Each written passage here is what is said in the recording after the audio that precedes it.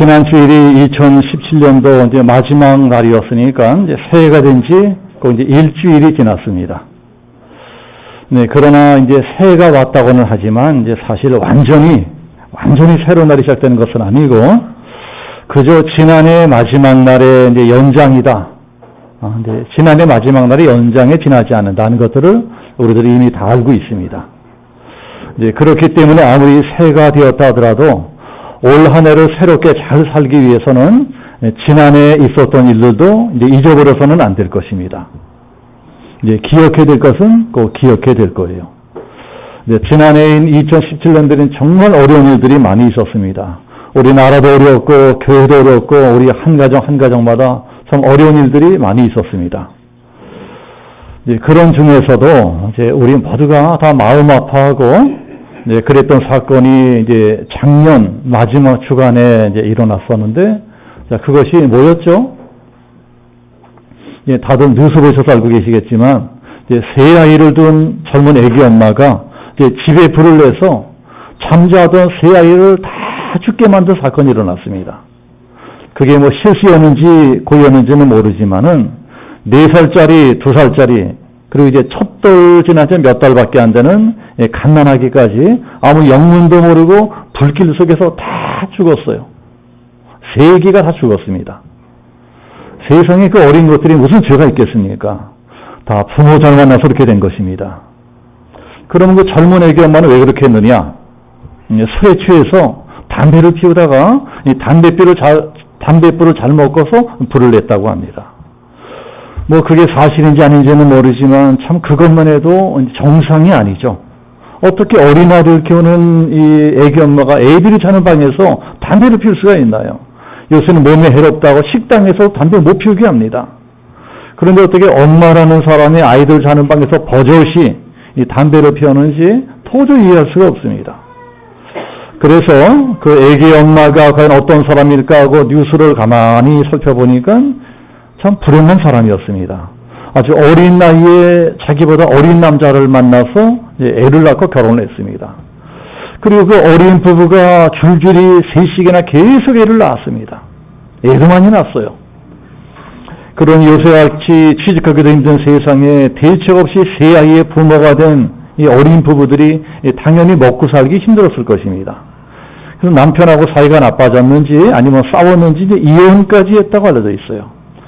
그러니까 보나마나 그 다음에 막 살았을 것입니다. 자포자기해서 아무렇게나 막 살다가 저 비극이 일어난 것입니다. 이게 지금 2018년도를 맞이한 우리나라에서 현재 진행형으로 일어나고 있는 일들입니다. 비록 불만 내지 않았다고 하더라도 지금 이 나라 어딘가에서는 그 비슷비슷한 일들이 여기저기서 벌어지고 있을 것입니다. 그 비슷한 일이 영국에서도 일어났었습니다. 영국 시골에 어느 가난한 마을에 한 여자아이가 태어났습니다. 부모가 가난하니까 그 여자아이도 당연히 가난하게 살아갑니다. 근데 그러다 어머니까지 일찍 돌아가셨어요. 그러니 그 가난한 여자아이가 아주 어릴 적부터 자기 혼자 힘으로 살아가야 됩니다. 그때 당시는 영국도 나라 경제가 아주 어려웠습니다.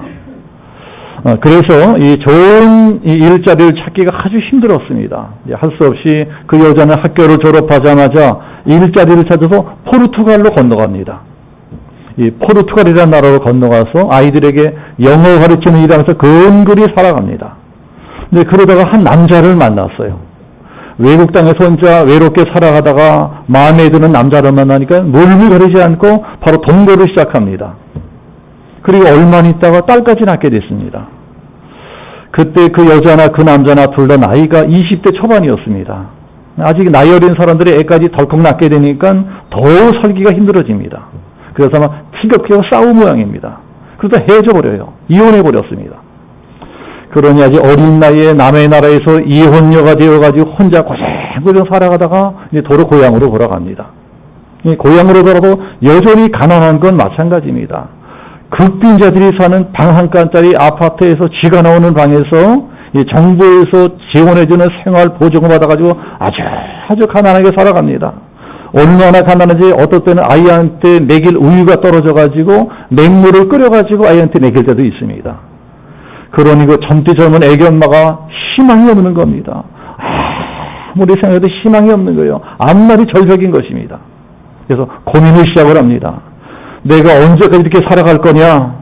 언제까지 이렇게 정부에서 주는 생활 보조비나 받아가면서 이러고 살아가야 되나? 그러니 어떻게 해서 내가 다시 일어서야 되겠는데 아무 능력도 없는 내가 능력도 없고 기술도 없고 가진 것도 없고 이런 내가 어떻게 다시 일어날 수가 있을 것인가? 그러다가 어차피 내가 이렇게 고생하고 사는 것 내가 하고 싶은 일이나 해보자. 비록 돈 안 되는 일이랄지라도 내가 좋아하는 일, 그나마 내가 제일 잘할 수 있는 그런 일을 해보자 하고서 이제 글을 쓰기 시작합니다. 그래서 저는 어릴 적부터 이제 글쓰기를 좋아했다고 합니다. 그러나 집안이 워낙 가난해서 이 글만 쓰고 살 수가 없어요. 그래서 뭐라도 먹고 살 길을 찾아야 됩니다. 이제 그렇게 먹고 살 길을 찾겠다고 길을 쓰고 아장받으며 살아서도 사는 건 여전히 이 모양이니 에라 이래도 못 살고 저래도 못 살고 어차피 못 살 거야. 차라리 나 좋아하는 일도 한번 해보자 하고 누가 쓰다 버린 고물 타자기 하나를 주워다가 아이가 잠잘 적에 이 글을 씁니다. 머리에 떠오르는 아이디어, 이 재미있는 이야기들을 쫙 소설로 써요. 긴 소설을 썼습니다. 그 소설 한 거를 다 쓰고 나니까 책을 내고 싶어져요. 책을 출판하고 싶습니다. 그래서 그때부터 출판사를 찾아다닙니다. 그러나 어느 출판사에서 이 초라한 여자가 이 무명의 애기 엄마가 써가지고 온 소설을 출판해 줄 출판사가 있겠어요. 가는 데마다 문전박대를 당합니다. 그래도 여자는 포기하지 않고 계속 여기저기 출판사를 쫓아다니다가 마침 어느 출판사라는 만나서 겨우 책을 출판하게 되었습니다. 그런데 그 책이 출판되자마자 책을 읽어본 사람이 재미있다고 재미있네 소문을 내기 시작합니다. 재미있다는 소문이 입에서 입으로 퍼져나가더니 마침내 그 책이 베스트셀러가 되었습니다. 먼저 영국에서부터 베스트셀러가 되더니 점점 유럽과 미국과 아시아 등등 전 세계 40여 개 나라에서 돌풍을 일으키면서 대히트를 쳤습니다. 나중에 영화로까지 만들어서 대박이 났어요. 자, 그 소설이 우리나라에서도 베스트셀러가 된 그 유명한 해리포터입니다. 자, 해리포터는 젊은 사람 다 아시죠? 네, 우리 교회 어르신들도 해리포터라고 하는 소설이 있다는 얘기는 들어도 아셨을 거예요. 뉴스에도 많이 나왔으니까. 그 여자 이름이 조앤 롤랭입니다. 빈민 아파트에서 쥐가 나오는 아파트에서 혼자 딸을 기르면서 비참하게 살던 그 가난한 이혼녀가 그 소설 한 권의 성공으로 완전히 인생이 뒤바꿔졌습니다. 완전히 팔자가 바꿔졌어요. 똑같이 불행한 운명이고 똑같이 불행한 인생이었는데 무슨 생각을 하고 어떤 자세로 살아가냐에 따라가지고 이렇게 하늘과 땅만큼 엄청나게 다른 인생을 살아갈 수도 있다는 것입니다. 자, 오늘 우리가 읽은 성경도 이제 그런 말씀이라 할 수 있습니다. 오늘 우리가 읽은 성경이 누구에 대한 이야기인가요? 누구에 대한 이야기예요? 베드로에 대한 이야기입니다. 베드로. 예수님의 제자 베드로에 대한 이야기가 오늘 성경입니다. 우리가 베드로에 대해서는 다 잘 알고 있지 않습니까? 베드로는 예수님의 제자였습니다. 제자 중에서 예수님의 12제 중에 제일 예수님의 사랑을 많이 받은 수제자였어요. 수제자. 그래서 예수님이 잘 나갈 적에는 베드로도 따라서 잘 나갔습니다. 예수님 믿고 큰 소리로 빵빵 치고 살았습니다. 자, 그러나 예수님이 로마 군병들에게 붙잡혀서 십자가에 못 박혀 죽게 되니까 베드로의 인생도 갑자기 곤두박질 칩니다. 그런 위기를 만나게 되니까 베드로도 별 수 없이 치사한 인간이 되어버렸습니다. 예수님이 붙잡혀가는데도 자기 하나 살겠다고 꽁문이 빠지게 도망을 치지 않나 예수님이 재판을 받을 적에 어떤 계집종이 당신도 예수 믿지? 당신도 예수 제자지? 이러니까 아니다. 절대로 아니다. 하고 3번씩이나 부인하는데 맨 마지막에는 예수님을 저주까지 하면서 부인을 합니다. 그러니까 누가 봐도 이 사람 꼴이 말씀이 아닌 것입니다. 정말 다시는 얼굴을 들고 다닐 수 없을 정도로 비참한 실패자가 되어버렸습니다. 오늘 우리가 본 요한복음 21장은 거기서부터 시작을 합니다. 3년씩이나 죽어라 예수님을 쫓아다녔지만 이제는 다 끝났어요. 다 끝났습니다. 처음 예수님을 만났을 때는 뭔가 새로운 인생을 살아보겠다는 큰 꿈도 있었고 믿음도 있었는데 이제는 꿈도 잃어버리고 믿음도 잃어버리고 완전한 인생 실패자가 되었습니다. 모든 걸 다 포기하고 도로 고향으로 돌아갑니다. 도로 갈릴리 바닷가로 돌아가서 전에 하던 일을 다시 시작합니다. 도로 고기 잡는 업으로 돌아가는 거예요. 2절 말씀이에요. 자, 우리 오늘 성경 21장 2절 우리 한번 같이 한번 읽어봅시다. 2절 말씀 다 같이 시작. 시몬 베드로가 나는 물고기 잡으러 가노라 하니 그들이 우리도 함께 같이 가겠다 하고 나가서 배에 올랐으나 그날 밤에 아무것도 잡지 못하였더니 그런 베드로를 다시 일으켜 세우시려고 부활하신 예수님이 찾아오십니다. 우리가 21장 전체 이야기입니다. 자, 2017년도를 보내고 이제 갓 2018년도를 시작하는 우리도 오늘 말씀에서 교훈을 얻어야 될 것입니다. 2000년 전에 베드로에게 찾아오신 예수님께서 오늘 우리가 예배드리고 있는 이 예배당에 찾아오셔서 성령으로 찾아오셔서 이렇게 말씀하고 계신다는 사실을 우리가 알아야 될 것입니다. 예수님이 오늘 성경을 통해서 저와 여러분들에게 말씀하고 싶은 것이 무엇이냐? 다시 일어서라. 다시 일어서라는 거예요. 우리 한번 같이 한번 큰 소리로 따라서 해보세요. 저 따라서 큰 소리로 다시 일어섭시다. 올해는 우리나라가 다시 일어서는 게 하나님의 뜻입니다. 우리 교회가 다시 일어서는 게 하나님의 뜻입니다. 우리 한 가정 한 가정, 우리 한 사람 한 사람이 다시 일어서는 것이 하나님의 뜻입니다. 자, 이거 믿으시는 분들만 큰 소리로 아멘 하시기 축복합니다. 자, 그렇다면 다시 일어나기 위해서 우리가 꼭 확인해 봐야 될 이 세 가지가 있습니다. 우리가 꼭 확인해 봐야 세 가지. 그 세 가지가 무엇이냐?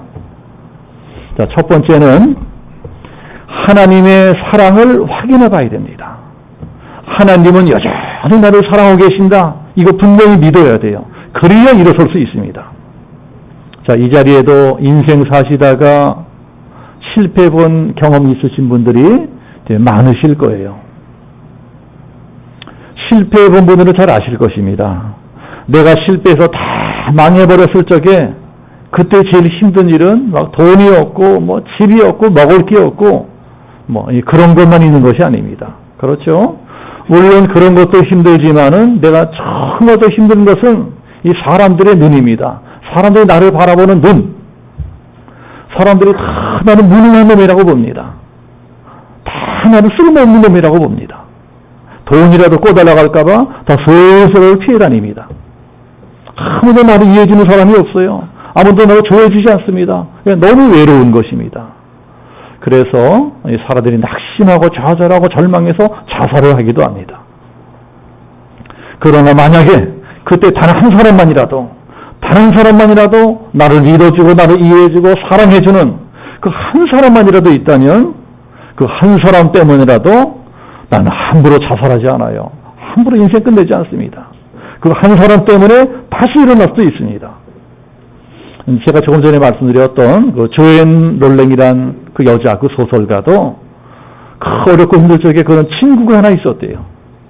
방 한 칸짜리 극빈지 아파트에서 희망도 없이 딸을 키우면서 그 비참하게 살아가는 자기를 그래서 그 친구가 그래도 믿어주고 이해해주고 사랑해주고 그랬다고 합니다. 그 친구가 자기를 사랑해 주었대요. 그 친구 한 사람의 사랑 때문에 하마터면 거의 인생을 포기할 뻔했던 내가 다시 일어설 수 있었다 하고 나중에 그런 고백을 했다고 합니다. 이렇게 한 사람만 나를 끝까지 사랑하고 있다는 사실이 믿어져도 어떻게든 다시 일어날 수가 있는데 하물며 전능하신 하나님이 나를 사랑하신다. 아직도 나를 사랑하신다. 이것이 분명히 믿어진다면 우리도 일어날 수 있어요. 누구라도 일어날 수 있습니다. 그래서 우리가 다시 일어서려면 꼭 이걸 확인해 봐야 됩니다. 이걸 믿어야 돼요. 비록 내가 실패했어도 여전히 하나님은 나를 사랑하신다. 이것을 믿어야 됩니다. 베드로도 마찬가지였습니다. 베드로도요, 자기도 다 끝났다고 생각을 했습니다. 나는 인생 끝났다. 벼르기도 납작이 있지. 그렇게 예수님을 3번씩이나 부인하다 못해 저주까지 안 주지. 내가 무슨 납작을 들고 예수님께 다시 나타날 수가 있겠느냐. 나는 실패자다. 나는 믿음도 실패했고 인생도 실패했다. 그리고 도망쳐 버렸습니다. 그런데 그런 베드로에게 예수님이 다시 찾아오십니다. 보란이 찾아오세요. 찾아오실 때 어떻게 하시나요? 야! 너 왜 또 이렇게 했어? 야단치지 않으세요. 야단치기는커녕 여전히 사랑해 주십니다. 예수님이 가만히 꼬라지를 보니까 고기 잡으러 나가서 밤새 고기 한 마리 못 잡고 돌아왔습니다. 예수님께서 6절에 보면은요, 베드로야, 그물을 오른편으로 던져보거라. 진짜 물고기가 왕창 잡혔습니다. 떼돈을 벌었어요. 사업을 잘 되게 해주십니다. 고기 많이 잡게 해주십니다. 그리고 먹을 것도 챙겨주세요. 추운데 한밤중에 고기 잡으러 나가서 배를 쩔쩔 굶고 돌아왔습니다. 그런 베드로에서 불도 피워놓고 불 좀 쬐라. 춥지. 밥도 지어줘요. 생선도 구워놓고 기다리십니다. 너 배고프지? 어서 밥 먹어라. 밥 먹어. 밥부터 먹여주십니다. 우리 예수님은 그 엄마 같은 분이십니다. 엄마 같은 분. 우리 엄마들도 그러지 않아요? 아이들이 아마 말썽 부리고 땡깡 부리고 막 집 나가서 돌아다니다가 돌아봐도 집에 들어오면 너 배고프지? 밥 먹어라. 밥부터 먹여요. 이게 엄마예요. 밥부터 먹입니다. 어서 밥 먹어. 이게 엄마의 사랑인 것입니다. 그러면 아이가 무슨 생각을 하게 되나요? 내가 그렇게 개판치고 땡깡 부리고 못되게 굴고 집을 나갔다 돌아왔는데도 우리 엄마는 여전히 나를 사랑하시는구나. 이걸 깨달으면 철들게 되어 있습니다. 그럼 걔는 잘 자라나고 훌륭한 사람이 됩니다. 베드로도 마찬가지였어요. 내가 그렇게 개판치고 그렇게 주님을 실망시켜드리고 그랬는데도 여전히 주님은 나를 사랑하시는구나. 이걸 깨닫습니다. 이걸 깨닫고 베드로가 다시 일어서요. 다시 일어서서 훗날에 위대한 사도가 됩니다. 자, 우리도 마찬가지입니다. 지난해 우리가 얼마나 하나님을 실망시켜드렸습니까? 예? 이제까지 내가 얼마나 개판으로 신앙생활을 했나요? 내가 교회 다닌다고 말하기도 부끄러울 정도로 그러고 살았어요. 도저히 내가 예수 믿는 사람이라고 말했을 정도로 정말 부끄럽게 살았습니다. 그래서 내가 복도 못 받고 물고기도 못 잡고 되는 일도 하나도 없고 여모양 여꼴로 살고 있는 것입니다. 그럼에도 불구하고 주님은 다시 찾아오셔서 우리에게 말씀하십니다. 나는 아직도 널 사랑해. 나는 여전히 널 사랑한다. 새 첫 주일에 우리가 꼭 확인해야 되는 것이 이것입니다. 여전히 예수님은 나를 사랑하신다. 아직도 하나님은 나를 사랑하신다. 우리가 이걸 분명히 믿는다면 일어설 수 있어요. 올 한해 일어설 수 있습니다. 자, 두 번째는 무엇이냐? 두 번째는요, 아직도 하나님이 나에게 기대를 걸고 계시다는 것입니다. 우리가 두 번째로 이것도 꼭 믿어야 됩니다. 베드로 보세요. 솔직히 베드로는 믿을 만한 인간이 되지 못합니다. 진짜 사람이 의리 없어요. 인간성도 틀려먹었습니다. 예수님이 얼마나 자기를 사랑하셨는데, 얼마나 끔찍하게 사랑하셨는데 어떻게 예수님께 그럴 수가 있나요? 한 번도 아니고 두 번도 아니고 세 번씩이나 저주까지 하면서 예수님 부인할 수가 있나요? 양심도 없고 의리도 없고 인간성도 틀려먹었습니다. 우리가 만약에 회사 사장이라면 이런 사람 쓰겠어요? 이런 사람한테 무슨 일을 맡기겠습니까? 우리 같으면 절대로 맡기지 않습니다. 한번 배신한다면 또 배신한다. 또 배신한다. 너는 틀렸다. 내 다시는 너 같은 사람에게는 아무것도 맡기지 않겠다. 누구라도 그런 사람에게는 아무 기대도 하지 않습니다. 기대를 안 해요. 그러나 예수님은 그렇게 하지 않으십니다. 베드로에게 찾아오셔서 또 일을 맡겨주세요. 또 일을 맡겨주십니다. 그것도 더 중요한 일을 맡겨주십니다. 자, 무슨 일을 맡겨주시나요? 자, 우리 16절. 자, 16절. 우리 다시 한번 같이 합독해 보겠습니다. 16절 다 같이 시작. 또 두 번째 이르시되 요한의 아들 시몬아 내가 나를 사랑하느냐 하시니 이르되 주님 그러하나이다. 내가 주님을 사랑하는 줄 주님께서 하시나이다. 이르시되 내 양을 치라 하시고. 무슨 일을 맡겨주시나요? 양 치는 일을 맡겨주세요. 베드로야 너는 내 양을 치라. 베드로야, 네가 나를 진짜 사랑하니? 베드로야, 네가 나를 진짜 사랑하니? 그저 그것만 3번 물어보시고 그러면 네가 내 양을 쳐다오. 양이 뭔가요? 양은 하나님의 백성들, 우리들, 우리 같은 하나님의 자녀들. 베드로에게 하나님의 자녀들, 하나님의 백성들을 양육하는 일을 맡겨주십니다. 요새로 치면은요, 목사하라는 게 목사. 너 목사해라. 목회하라는 것입니다. 베드로야, 내 사랑하는 아이들을 잘 먹이는 일을 해다오. 내 사랑하는 자녀들을 잘 양육시키는 그 일을 네가 좀 해다오. 예수님 보기엔 그게 제일 중요한 일이었습니다. 예수님은 영혼을 구원하러 이 땅에 오셨습니다. 그리고 영혼을 구원하기 위해서요, 십자가에 못 박혀 죽으셨어요. 그렇게 해서 구원한 영혼들을 먹이고 양육하는 일이야말로 예수님 보기엔 제일 중요한 일이었습니다. 영혼을 구원한다는 것은 그 영혼을 낳는 일입니다. 양을 낳는 일이에요. 양을 낳아. 그럼 양을 친다는 것은 어떤 일인가요? 그렇게 낳은 양을 잘 기르는 일입니다. 잘 양육하는 일입니다. 자, 그러면 낳는 게 더 힘들까요? 기르는 게 더 힘들까요? 근데 이런 건 여자분들이 잘 아실 것입니다. 여자분들에게 아기를 낳는 게 어려워요? 아이를 기르는 게 어렵습니까? 하고 물어보면 뭐라고 대답하시겠어요? 네, 저는 남자라서 아이를 낳은 경험이 없지만 애를 낳는 건 정말 고통스럽고 힘든 일이라고 합니다. 그러나 그런 일도 아이를 기르는 일에 비해서는 아무것도 아니래요. 여자분들이 하는 말씀입니다. 얼마나 아이를 기르는 일이 힘든지 차라리 뱃속에 넣고 다녔다가 편했다. 이제 이런 말씀들을 많이 하십니다. 뱃속에 넣고 다녔다가 편했다.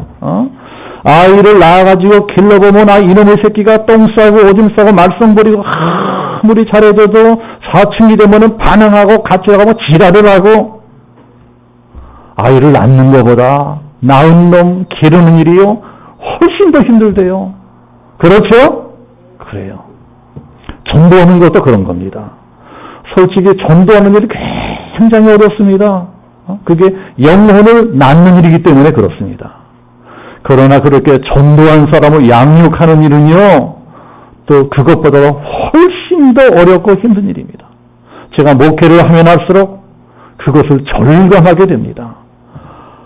아이고, 사람을 기른다는 것이, 사람을 양육한다는 것이 이렇게나 힘든 일이로구나. 이렇게나 힘들구나.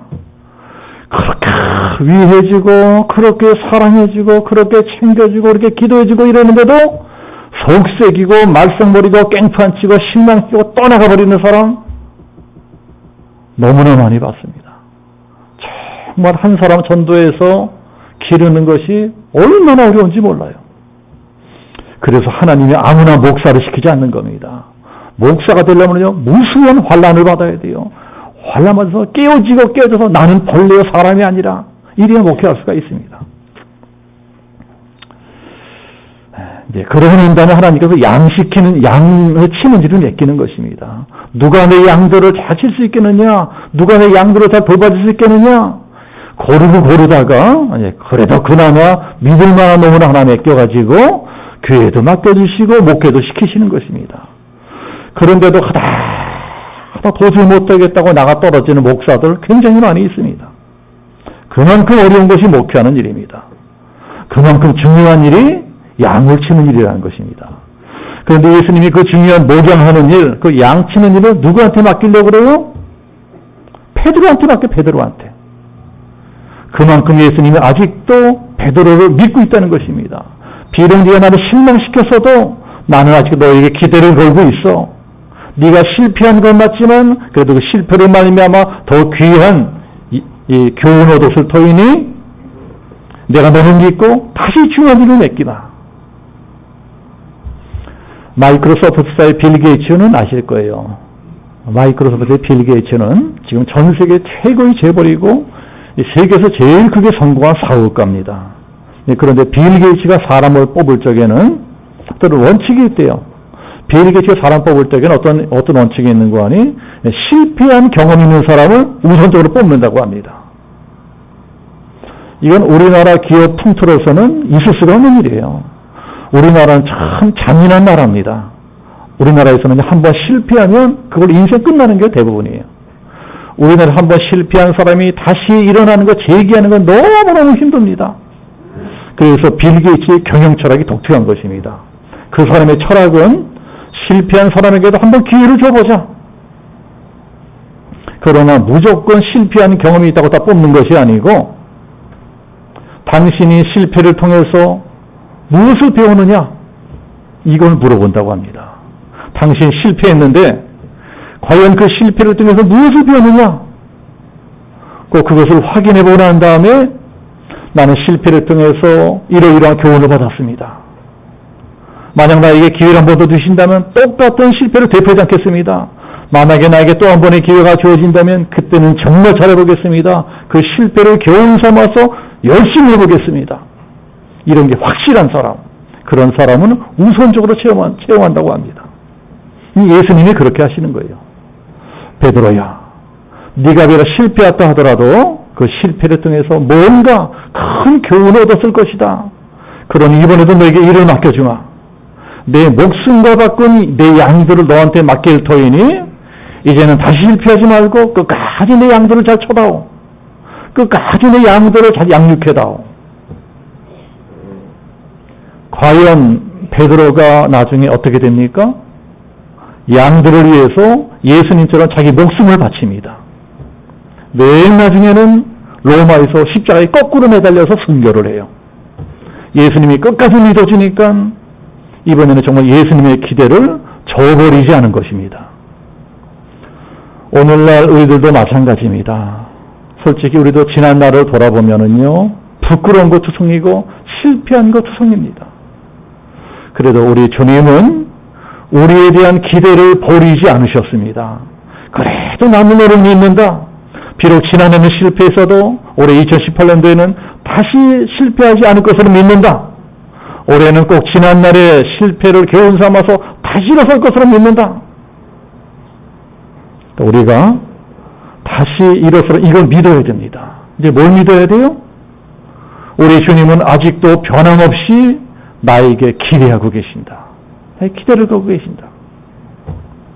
자, 세 번째, 우리가 다시 일어서려면 어떻게 해야 되느냐? 주님만 따라가야 됩니다. 주님만 따라가야 돼요. 예수님께서 베드로를 찾아오셔서 무슨 말씀을 하시나요? 두 가지 말씀을 하셨죠. 베드로야, 난 아직 너를 사랑해. 베드로야, 난 아직도 너에게 기대를 걸고 있어. 그리고 또 뭐라고 말씀하시는 거 아니? 너는 나를 따르라. 너는 나를 따르라. 이게 19절에 나오는 말씀이에요. 19절 마지막을 보면은 베드로에게 이르시되 너는 나를 따르라. 너는 나를 따르라. 말씀하시는 거예요. 어서 일어서서 나를 따르라. 자, 우리도요, 다시 일어서려면 오직 주님만 따라가야 됩니다. 다른 것 따라가면 안 돼요. 자, 생각해 보세요. 솔직히 우리가 지난날 왜 실패했습니까? 지난날 왜 실패했어요? 주님만 따르기보다는 돈을 따랐기 때문입니다. 주님만 따르기보다는 사람을 따랐기 때문입니다. 주님만 따르기보다는 세상을 따랐기 때문입니다. 우리가 주님만 따르기보다는 그저 돈하고 돈만 따랐으니까 그놈의 돈에게 배신을 당한 것입니다. 우리가 주님만 따르기보다는 그저 돈 많은 사람만 따르고 잘 나가는 사람만 따르고 내 남편, 내 자식만 따랐으니까 그 믿었던 사람들에게 배신을 당하는 겁니다. 요새 요양원에 가면은요, 여기저기서 노인들이 앞불싸 하는 소리들이 들려온대요. 왜 노인들이 요양원에 들어가서 앞불싸 하고 계실까요? 속았다는 거예요. 누구한테 속아요? 내 자식들에게 속았다는 것입니다. 내가 내 자식들을 그렇게 지극정성으로 먹여주고 입혀주고 길러주고 장가 보내주고 시집 보내주고 집도 사주고 혼숙한 장만해주고 이렇게 해주면 내 자식놈들이 내 노후를 책임져줄 줄 알았다는 것입니다. 그런데 내가 막상 늙고 병들고 쓸모없어지니까 이놈의 새끼들이 나를 헌시짝 버리듯 요양원에 갖다 버리더라. 앞불싸 속았다. 앞불싸 속았구나. 그러고 돌아가신대요. 여러분, 자식도 너무 믿지 마세요. 늘 믿는 도끼에 발등지치게 되어 있습니다. 아침 저녁으로 변하는 그까지 사람들 마음 믿지 말고 영원 무궁토록 변치 아니하시는 우리 주님만 믿고 따라가야 될 것입니다. 오직 주님만 믿고 주님만 따른다면 주님은 절대 우리 버리지 않으십니다. 끝까지 책임져 주십니다. 자, 이런 걸 모르고 내가 쓸데없이 이것 따라하고 저것 따라하고 이 사람 따라하고 저 사람 따라하고 이러다가 실패했다고 하더라도 이제부터는 오직 주님만 믿고 따르겠습니다. 결단하면 우리 주님께서는 다시 일어설 수 있도록 도와주십니다. 다시 일어서서 새로운 인생을 살아갈 수 있도록 나와 함께 동행해 주십니다. 오늘 새 첫주일 첫예배 시간에 주님께서 성경으로 이 자리에 찾아오셔서 우리에게 교훈하시는 말씀을 들었습니다. 주님께서 오늘 성경을 통해서 우리에게 뭐라고 말씀하셨다고요? 다시 일어서라는 거예요. 다시 일어서라. 우리가 올 한해 다시 일어서는 것이 하나님의 뜻이다. 이거 믿으시는 분들만 큰 소리로 아멘해서 축복합니다. 다시 일어서려면 어떻게 된다고요? 세 가지를 확인하라 그랬죠. 첫 번째, 아직도 주님은 나를 사랑하고 계신다. 두 번째, 아직도 주님은 나에게 기대하고 계신다. 그러니까 세 번째로 우리가 정말 이것을 믿는다면 이제부터는 오로지 주님만 따라가야 됩니다. 하나님만 따라가야 돼요. 돈 따라가지 말고 사람 따라가지 말고 자식 따라가지 말고 이 세상 따라가지 말고 넓은 길로만 따라가지 말고 오직 주님만 따라가는 것입니다. 좁은 길로 들어가서 좁은 길을 걸어가는 것입니다. 그러면 올해부터 지난날의 모든 실패를 딛고 일어서서 하나님께 큰 영광을 돌려드리는 복된 인생을 살아갈 수 있게끔 축복해 주실 것입니다. 자, 새 첫주일 예배에 참석한 우리 모든 성도님들이 이 말씀을 깊이 기억하시고 올 한해도 직장과 사업과 가정과 자녀들에게 하나님 예비하신 하늘의 복과 땅의 복들을 폭포처럼 쏟아 부어주시기를 예수님의 이름으로 축복합니다. 우리 함께 기도하겠습니다.